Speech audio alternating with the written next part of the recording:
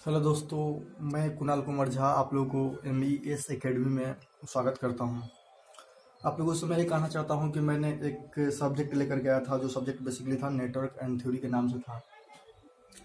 तो उसमें मैंने पार्ट 1 जो बनाया था, तो मैंने अभी काफ़ी डिले हुई वो वीडियो बनाने में, पार्ट 2। तो मैं लेकिन आप लोगों से प्रॉमिस करता हूँ मैं सारी वीडियो सीरीज में लेकर के आऊँगा। और मेरे पास कुछ इक्विपमेंट की कमी थी, और अभी यहाँ पे जहाँ जिस प्लेस पे मैं हूँ वहाँ पे मतलब कि पूरी लॉकडाउन होने की वजह से मैं दुकान खुली नहीं, लेकिन जैसे तैसे मैंने एडजस्ट किया है।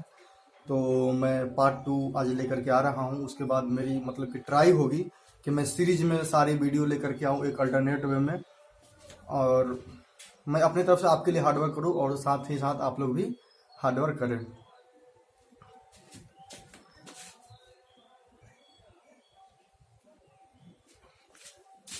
तो हमने फर्स्ट चैप्टर जो हमने देखा था, जिसमें हमने बेसिकली बात किया था, हमने करंट के बारे में बात किया था, फिर हमने चार्ज के बारे में बात किया था। जिसमें हमने क्या देखा था कि जो करंट और चार्ज दो मैंने स्टैटिक केस में भी देखा था, डायनेमिक केस में भी देखा था। स्टैटिक केस में मेरा क्या था कि जब मेरा कांस्टेंट होता था, जब मेरा चार्ज, उस केस में हमने करंट निकाला था। डायनेमिक केस वो था जिसमें मेरा क्या होता था कि चार्ज किसी पैरामीटर के साथ, जनरली टाइम के साथ जब वेरिएबल होता था, तो हमने क्या करता था कि मैंने उसमें करंट निकाला था। आज जो मेरा नेक्स्ट टॉपिक है वो क्या है कि electromotive force, potential end voltage. Electromotive force, potential end voltage, ये तीनों क्या है कि एक ही टर्म है। तो हम आज इसके बारे में देख रहे हैं, फिर एक एक करके हम क्या करेंगे, नेक्स्ट टॉपिक पे हम मूव करेंगे। तो देखिए, सबसे पहले पोटेंशियल और वोल्टेज को समझने के लिए हम एक एग्जांपल लेते हैं, फिर उसके द्वारा हम समझेंगे, देन क्या करेंगे, उसके फॉर्मूला का देखेंगे। कोई एक क्यू चार्ज हम लेते हैं, कोई एक क्यू चार्ज लेते हैं जो पॉजिटिव चार्ज है। तो इस चार्ज के द्वारा जो इलेक्ट्रिक फील्ड होगी, इस चार्ज के द्वारा क्या होगी, electric field radially outward direction में होगी। उस फिर क्या करते हैं कि इस चार्ज से इनफाइनाइट डिस्टेंस पे, इस चार्ज से कितने r is equal to infinite distance पे हम क्या करते हैं कि एक 1 कूलम का चार्ज रख देते हैं। देखिए, क्यू चार्ज है, जो इसकी इलेक्ट्रिक फील्ड होगी वो रेडियली आउटवर्ड डायरेक्शन में होगी, और r इजिकल टू इनफाइनाइट पे, r इजिकल टू इनफाइनाइट पे जो इलेक्ट्रिक फील्ड होगी इस चार्ज के द्वारा, वो क्या होगी, इजिकल टू क्या होता है 1/4 epsilon q upon r square. When r will be infinity then e will 0। मैंने देखा कि जब r equal to infinite distance पे जो 1 कूलम्ब चार्ज होगा, इस पे लगने वाली फोर्स एंड इलेक्ट्रिक फील्ड दोनों q चार्ज के द्वारा 0 होगा। ठीक है, 0 होगा। अब क्या करते हैं कि एक कोई हम पॉइंट कंसीडर करते हैं, जो पॉइंट P है, जो q चार्ज के नियर में है। जो मेरा पॉइंट P है, ये मेरा q चार्ज के नियर में है। तो जब q चार्ज के नियर में पॉइंट P है, तो इस पॉइंट P पे यदि हम कोई चार्ज रखें, तो q चार्ज के द्वारा उस पर फोर्स भी लगेगा, इलेक्ट्रिक फील्ड भी लगेगा। तो देखिए, हम इस 1 कूलम्ब चार्ज को कैरी करके हम इस पॉइंट P पे लाते हैं। तो लाने में जितना एनर्जी लगेगा उसी को हम बोल देंगे वोल्टेज, या उसी को बोल देंगे हम पोटेंशियल, या उसी को हम बोल देंगे इलेक्ट्रोमोटिव फोर्स। एक और देखिए, वह किसी क्यू चार्ज के रीजन में, किसी पी पॉइंट पे इनफाइनाइट डिस्टेंस से 1 कूलम्ब चार्ज को लाने में जितनी एनर्जी लगती है उसे हम क्या बोलते हैं, वोल्टेज बोलते हैं, या उसे ही हम क्या बोलते हैं, पोटेंशियल बोलते हैं, या उसे हम इलेक्ट्रोमोटिव फोर्स बोलते हैं, जिसे रिप्रेजेंट किसी से करते हैं, V से रिप्रेजेंट करते हैं। तीनों वर्ड सेम ही है। देखिए, यानी इसका मतलब ये हुआ, हम ये बोल सकते हैं कि निगेटिव टर्मिनल से एक इलेक्ट्रॉन को पॉजिटिव टर्मिनल तक लाने में जितनी फोर्स लगती है, उस फोर्स को हम क्या बोलते हैं, वोल्टेज बोलते हैं। उस फोर्स को हम क्या बोलते हैं, वोल्टेज बोलते हैं। तो देखिए, इसकी जो एक्सप्रेशन होगी, वो expression V is equal to dW/dQ, that means voltage equal to rate of change of energy with respect to charge, known as voltage. Rate of change of energy with respect to charge is known as voltage. तो V is equal to W upon Q, जिसकी unit होगी energy की unit क्या होती है, joule पर coulomb, जिसको हम नाम देते हैं वोल्टेज, वोल्ट। हमने वोल्टेज का एक्सप्रेशन को हमने देख लिया। अब बात करते हैं कि नेक्स्ट जो मेरा टॉपिक है वो है इलेक्ट्रिक फील्ड स्ट्रेंथ या intensity.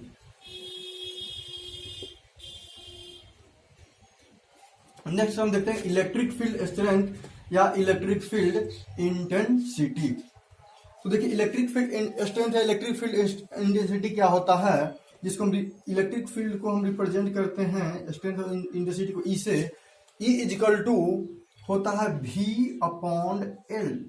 That means electric field strength और electric field intensity is equal to voltage per unit length. Voltage per unit length is known as the electric field strength और electric field intensity। Field होती थी क्या होती थी, voltage per unit length is known as electric field strength और electric field intensity, जिसे हम V upon X भी लिखते हैं, जिसका ऐसा यूनिट हो जाता है वोल्ट पर मीटर। क्या हो जाता है, वोल्ट पर मीटर। अब हम नेक्स्ट टॉपिक जो मेरा है क्या है, पावर, जिसको हम रिप्रेजेंट करते हैं P से, जिसको रिप्रेजेंट करते हैं P से। अब पावर इक्वल टू क्या होता है, rate of change of energy with respect to time is known as power. Rate of change of energy with respect to time is known as power. तो P is equal to dW upon dt और P is equal to W by T। Energy का ऐसा unit क्या होता है जो joule होता है, और टाइम का ऐसा यूनिट क्या होता है, सेकंड होता है। देन पावर का ऐसा यूनिट क्या होगा, जूल पर सेकंड, जिसे हम वाट भी बोल देते हैं, जिसे हम क्या बोलते हैं, वाट बोलते हैं। चलिए अब इधर देख लीजिए। Then P is equal to dW upon dt।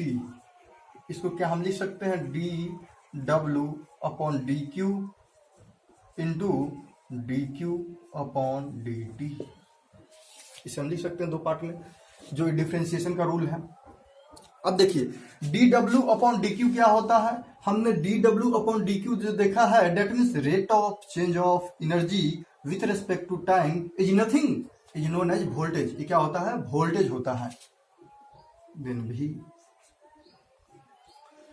Rate of change of charge with respect to time, that means dq by dt is known as current। then I is equal to P। this is the formula of power in a static case, this is the formula of power in a dynamic case। then P is equal to यहां से W upon T is equal to W upon Q into Q by T is equal to V into I is equal to P। Power के दो formula हो गए, एक ए formula हो गए जो मेरे क्या हो गए, डायनेमिक केस के लिए हो गए,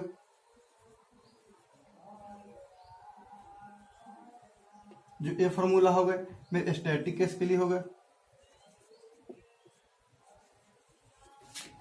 जो हमने डायनेमिक केस स्टैटिक केस की हमने बात हमने कर चुके हैं, क्योंकि जो डायनेमिक केस होते हैं वो क्या होते हैं कि वेरिएबल होते हैं। जब क्या होगी, जब मेरा V in term of T हो एंड या I in term of T हो, उस केस में हम क्या करेंगे कि पावर निकालने के लिए फॉर्मूला लगाएंगे V इंटू आई वाले।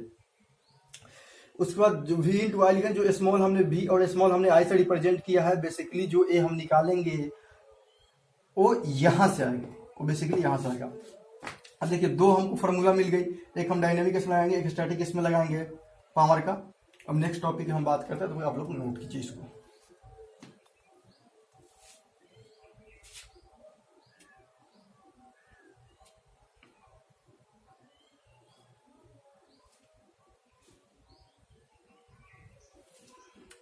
नोट हो गई होगी, हम नेक्स्ट टॉपिक की तरफ में मूव करते हैं।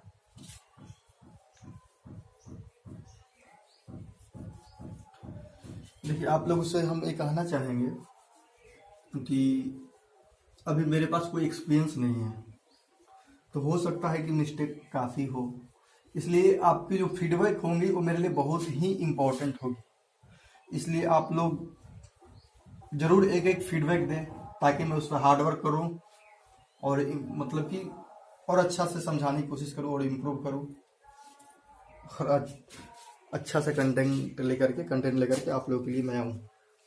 तो मिस्टेक हो सकती है इसमें, मतलब कि मैं ये नहीं कहूँगा कि नहीं होगी, लेकिन हाँ जो भी मिस्टेक मेरे से अब यहाँ बोर्ड पे होती है मैं यहीं पे बोल दूँगा कि हाँ मेरे से मिस्टेक है, मैं डार्क में नहीं रखूँगा और धीरे धीरे चीज़ों को सीख रहा हूँ।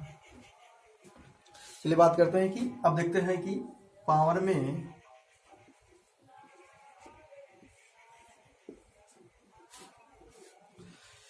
देखिए सबसे पहले हमने क्या देखा था, हमने करंट देखा था, देन हमने क्या देखा कि चार्ज के बारे में देख लिया था, उसके बाद हमने वोल्टेज देख लिया कि वोल्टेज क्या होती है, फिर हमने इलेक्ट्रिक फील्ड देख लिया कि क्या होती है, इलेक्ट्रिक फील्ड के बाद मैंने क्या पावर देख लिया कि पावर क्या होती है। अब कोई भी एलिमेंट जो होंगे, जितने भी इलेक्ट्रिकल एलिमेंट होंगे या कंपोनेंट होंगे, वो या तो पावर को ऑब्जर्व करेंगे या पावर को डिलीवर करेंगे, पावर को डिलीवर करेंगे या पावर को जनरेट करेंगे या पावर को ऑब्जर्व करेंगे या पावर को कंज्यूम करेंगे, दो ही चीज करेंगे। देखिए power generate and power deliver and power consume और ऑब्जर्व। देखिए कोई भी इलेक्ट्रिकल मेरे कंपोनेंट होंगे, जो भी मेरे इलेक्ट्रिकल कंपोनेंट और इक्विपमेंट होंगे सारे या तो पावर को वो जनरेट करेंगे या डिलीवर करेंगे या कंज्यूम करेंगे या ऑब्जर्व करेंगे। तो कौन सी मेरी इक्विपमेंट जो है या कौन सी कंपोनेंट है वो पावर को जनरेट करेगा और कौन सी कंज्यूम करेगा, ये काफी इंपॉर्टेंट टॉपिक है। देखिए हम इसके लिए एग्जांपल लेते हैं।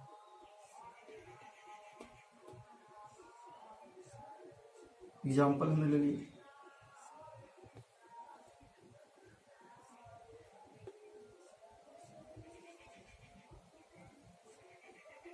मेरी करंट मान लेते हैं कि ये लोड है, ये कोई लोड है जो कोई इलेक्ट्रिकल कंपोनेंट है या एलिमेंट है। एक दूसरा केस मान लेते हैं कि ये है। तो करंट जिस टर्मिनल पे इंटर कर रही है वो पॉजिटिव और जिस पे लीव कर रही है वो निगेटिव। यहां हम सपोज मान लेते हैं कि यहां मेरा जो पोलरिटी है वो क्या है कि पॉजिटिव है, यहां भी निगेटिव है।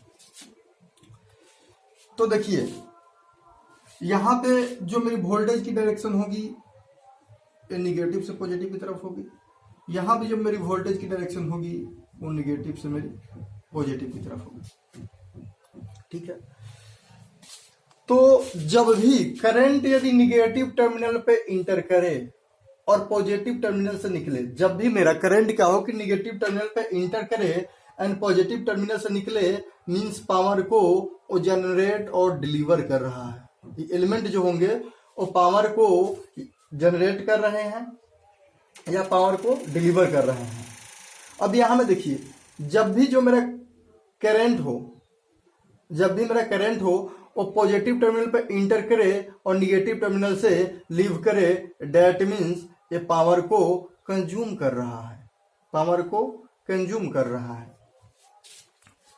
अब देखिए हमने एक तो वे देख लिया कि जो मेरी करंट है वो क्या है कि यदि मेरी पॉजिटिव टर्मिनल पे इंटर कर रही है मीन्स पावर कंज्यूम हो रही है, यदि मेरी करंट निगेटिव टर्मिनल पे इंटर कर रही है मीन्स पावर मेरी जनरेट हो रही है। दूसरे वे से देखते हैं, यदि करंट एंड वोल्टेज दोनों की डायरेक्शन सेम हो जाए, करंट की डायरेक्शन यही है एंड वोल्टेज की भी डायरेक्शन यही है,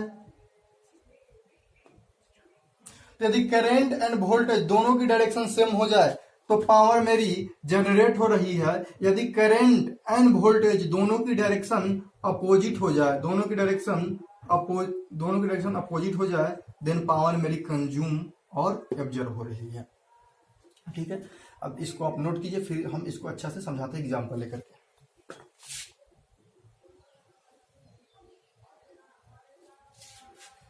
देखिए अब हमने क्या किया कि दो एग्जाम्पल लिया, एक एग्जाम्पल में एक क्या है कि कोई एलिमेंट है जो कोई एक एलिमेंट है जिसकी नाम सपोज L1 है एंड ए एलिमेंट है जिसकी नाम सपोज L2 है, जो सर्किट में लगी हुई है।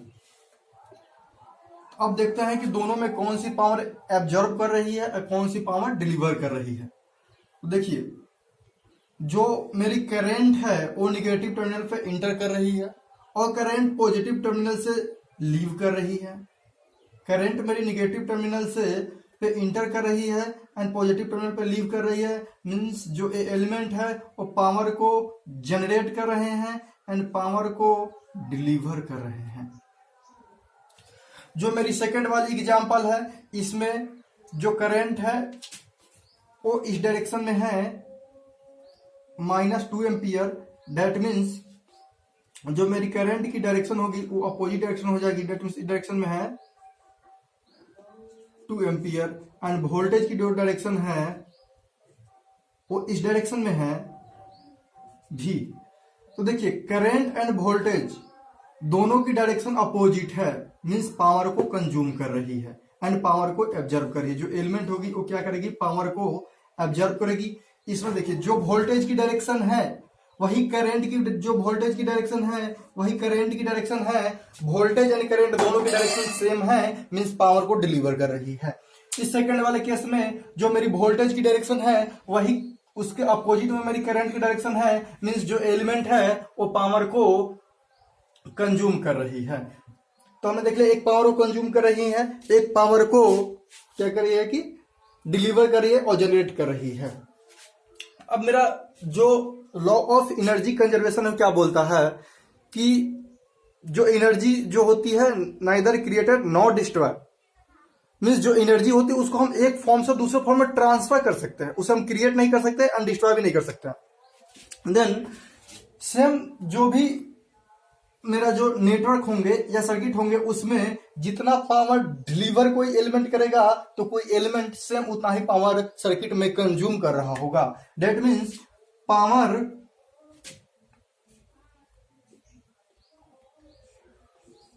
Deliver is equal to power absorb. दोनों की मैग्नीट्यूड जो होती है वो सेम होती है। पावर जितना कोई एलिमेंट डिलीवर कर रहा होगा, सेम सर्किट में कोई ऐसा एलिमेंट होगा जो पावर उतना एब्जॉर्ब कर रहा होगा, जो दोनों का मैग्नीट्यूड सेम होगा।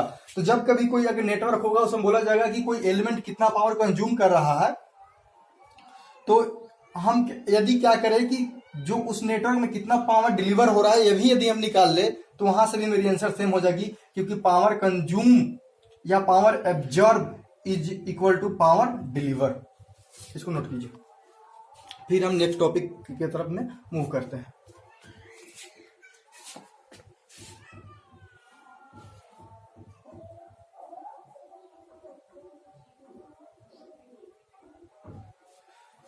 अब देखिए, बात करते हैं कि एनर्जी क्या होती है।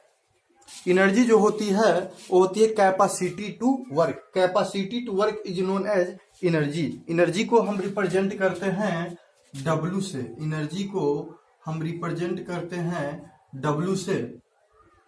तो देखिए, मेरी पावर क्या होती थी, पावर इज इक्वल टू होती थी dW अपॉन dt होती थी, dW अपॉन dt होती थी, और power is equal to W/Q होती थी, जिससे मैंने क्या निकाला था कि दो मैंने फॉर्मूला निकाला था। पावर इज इक्वल टू मैंने निकाला था V इंटू आई निकाला था, V इंटू आई निकाला था, जो एक क्या था मेरा, जो एक था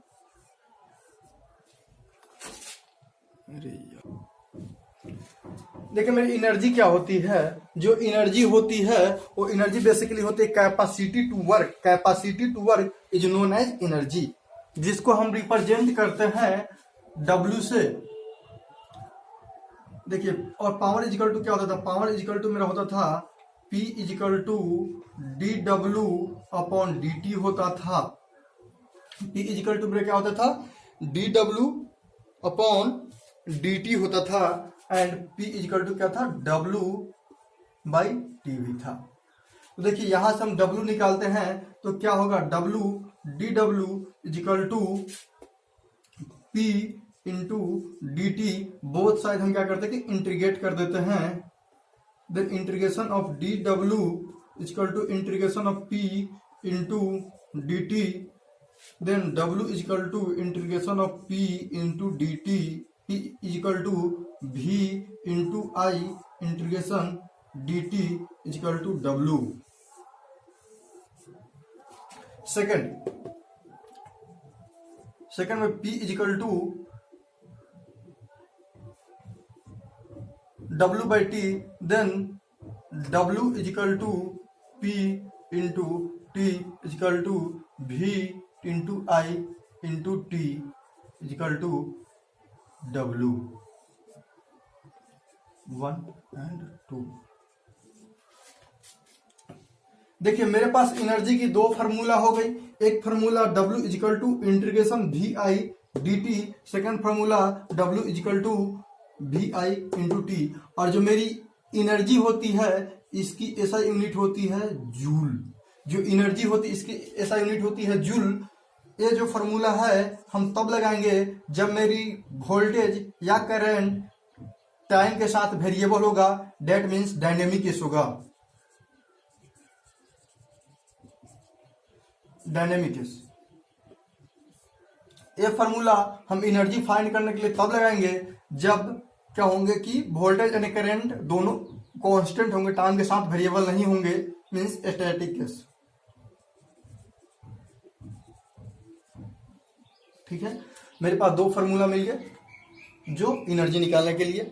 हम नेक्स्ट टॉपिक की तरफ में हम मूव करते हैं। तब तक आप लोग क्या कीजिए कि इसे नोट कीजिए।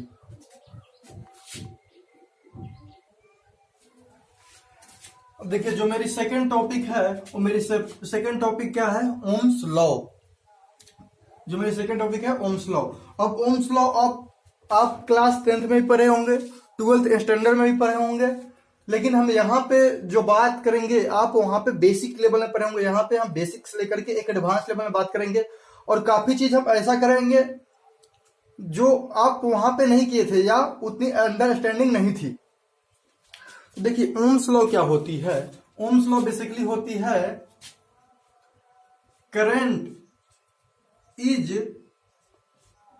Directly proportional to V, current is directly proportional to voltage. जो ओम्स लॉ मेरी होती है, current is directly proportional to voltage at constant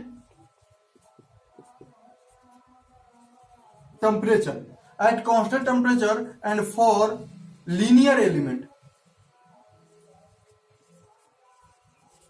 ये दो लिमिटेशन है ओम्स लॉ की। ओम्स लॉ में क्या होती है कि जो होती है current is directly proportional to voltage होती है कब, जब मेरी टेम्परेचर कांस्टेंट होनी चाहिए और जो एलिमेंट होनी चाहिए वो एलिमेंट कैसी होनी चाहिए, लीनियर एलिमेंट होनी चाहिए। कोई जो बुक होती है, किसी बुक में आप देखते होंगे कि V is directly proportional to I भी लिख देता है, जो ये भी गलत नहीं है। हम इसे आगे प्रूफ कर देंगे कि ये भी सही है, लेकिन जनरली जो मेन डिफिनीशन या फॉर्मूला है वो I is directly proportional to V है। बिकॉज इसमें जो V है, जो मेरा V है ये डिपेंडेंट वेरिएबल है एंड I जो है करंट, ये क्या है कि सॉरी जो मेरा V है वो इंडिपेंडेंट वेरिएबल है, जो मेरा करंट जो है वो क्या है कि डिपेंडेंट वेरिएबल है। तो I is equal to 1/R into V। ये मैंने प्रोपोर्शनलिटी कांस्टेंट को रिमूव करने के लिए 1/R लगाया है। मैंने प्रोपोर्शनलिटी कांस्टेंट को रिमूव करने के लिए 1/R लगाया है। Then I is equal to V/R, then V is equal to I into R।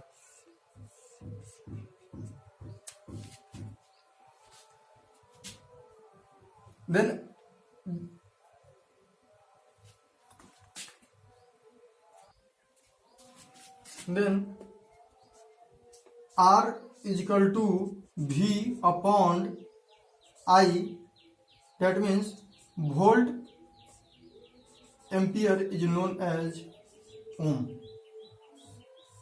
SI unit of resistance is ohm. तो हमने ओम्स लॉ का एक फॉर्मूला देख लिया जो लीनियर सिस्टम के लिए है। एट कांस्टेंट टेम्परेचर में current is directly proportional to voltage, means current is equal to 1 V upon R। जो 1 अपॉन R है वो क्या है कि प्रोपोर्शनलिटी कांस्टेंट है। R is equal to V upon I, R is equal to V upon I, जिसके ऐसा unit होता है वोल्ट पर एम्पियर, जिसे हम बोल देते हैं ओम, जिसे हम ओम के नाम से जानते हैं। अब कहते हैं लीनियर सिस्टम के लिए है। जो मेरी एक ओम्स लॉ है वो एक डिस्ट्रीब्यूटेड सिस्टम के लिए भी डिफाइन किया गया है। जो डिस्ट्रीब्यूटेड सिस्टम के लिए ओम्स लॉ डिफाइन किया गया है उस तरफ से वो है कुछ इस टाइप से। देखिए, current density is directly proportional to electric field strength. Current density is directly proportional to electric field strength, जो ये है मेरा डिस्ट्रीब्यूटेड सिस्टम के लिए। तो देखिए, अभी आप linear system and distributed system देख करके परेशान होने की कोई बात नहीं है। अभी हम क्या करेंगे कि जब हम टाइप ऑफ एलिमेंट पढ़ेंगे तो उसमें हम डिटेल से बात करेंगे लीनियर सिस्टम क्या होती है, डिस्ट्रीब्यूटेड सिस्टम क्या होती है, इसके बारे में हम क्या करेंगे डिटेल से बात करेंगे। अभी आपको सिर्फ और सिर्फ यहाँ पे ये याद रखनी है कि मेरी जो ओम्स लॉ है वो सिर्फ और लीनियर सिस्टम के लिए डिफाइंड है अंडर कांस्टेंट टेम्परेचर। एंड जो मेरी ओम्स लॉ की जो सेकेंड फॉर्म है वो डिस्ट्रीब्यूटेड सिस्टम के लिए मेरा अप्लीकेबल है। तो J is directly proportional to E, then J is equal to sigma E। J is equal to sigma E, जो सिग्मा क्या है, प्रोपोर्शनलिटी कांस्टेंट है, जिसे हम कंडक्टेंस भी बोलते हैं, जिसे हम क्या बोलते हैं, कंडक्टेंस भी बोलते हैं। E मेरा क्या है, इलेक्ट्रिक फील्ड स्ट्रेंथ है।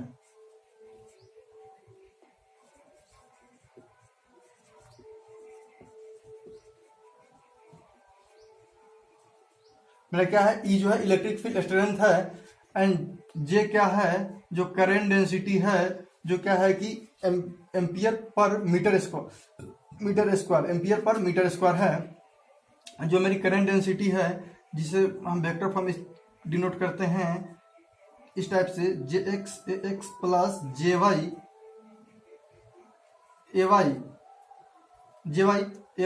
Plus Z।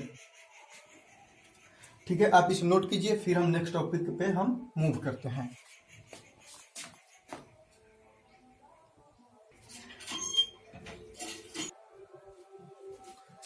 देखिए, तो मैंने ओम्स लॉ के बारे में बात किया था। तो ओम्स लॉ में मैंने क्या फार्मूला में मैंने बोला था क्या कि I is directly proportional to V होती है। किसी बुक में कहीं कहीं पे V is directly proportional to I भी लिखी होती है, जो दोनों सही है, गलत कोई नहीं, दोनों सही है। हम दोनों को यहाँ पे हम प्रूफ कर देते हैं एग्जाम्पल लेकर के। देखिए, हमने फर्स्ट केस में हमने क्या लिया, हमने I is directly proportional to V। तो मैंने जब इसे समझा रहा था तो क्या बोला था, मैंने दो वर्ड बोला था, एक डिपेंडेंट वेरिएबल, एक हमने क्या बोला था, इंडिपेंडेंट वेरिएबल। देन इसमें V क्या है कि इंडिपेंडेंट वेरिएबल है एंड I क्या है कि डिपेंडेंट वेरिएबल है। मीन्स जो करेंट होगी वो वोल्टेज पे डिपेंड करेगी, जो करेंट होगी वो वोल्टेज पे डिपेंड करेगी। यार, जो ये हम पढ़े थे ना function y is equal to, क्या पढ़े थे, y इज इक्वल, अरे मारकर भी ना, y is equal to F of X जो हम पढ़े थे,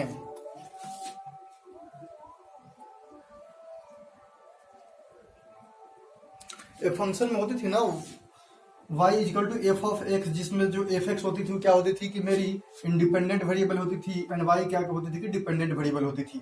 सेम लॉजिक यहाँ भी है। तो ओम्स लॉ क्या है, I is directly proportional to V, means current is directly proportional to voltage, जिसमें वोल्टेज मेरा क्या है कि इंडिपेंडेंट वेरिएबल है, करंट क्या है कि मेरा डिपेंडेंट वेरिएबल है। मैंने इसे एक्सप्लेन करने के लिए एक एग्जाम्पल लिया।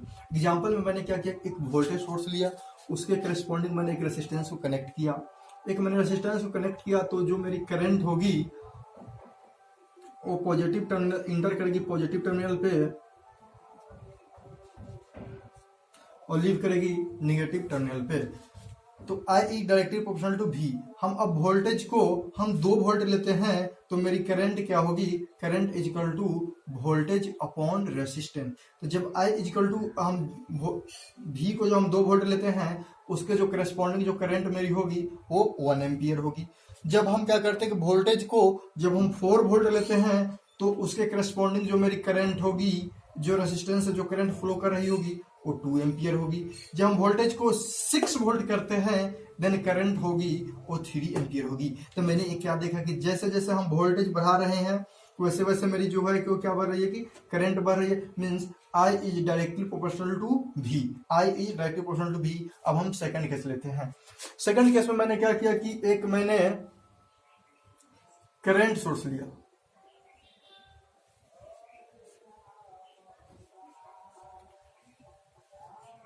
हमने क्या किया कि एक करंट सोर्स लिया और एक मैंने क्या किया कि सीरीज में रेसिस्टेंस कनेक्ट किया जो रेसिस्टेंस 2 ओम की है, तो V is directly proportional to I। अब हम देखते हैं कि जब मेरी करंट 1 एम्पियर की है तो उसके करस्पॉन्डिंग जो मेरी वोल्टेज होगी 2 ओम रेसिस्टेंस के टर्मिनल के क्रॉस वो 2 वोल्ट होगी। जब मेरी करंट 2 एम्पियर होगी तब वोल्टेज जो होगी वो 4 वोल्ट होगी। जब मेरी करंट 3 एम्पियर होगी देन वोल्टेज अक्रॉस रेसिस्टेंस जो होगी वो 6 वोल्ट होगी। तो चलिए आज हमने क्या क्या देखा आप इसको पहले नोट कर लीजिए, फिर उसके बाद आपसे हम बात करते हैं कुछ।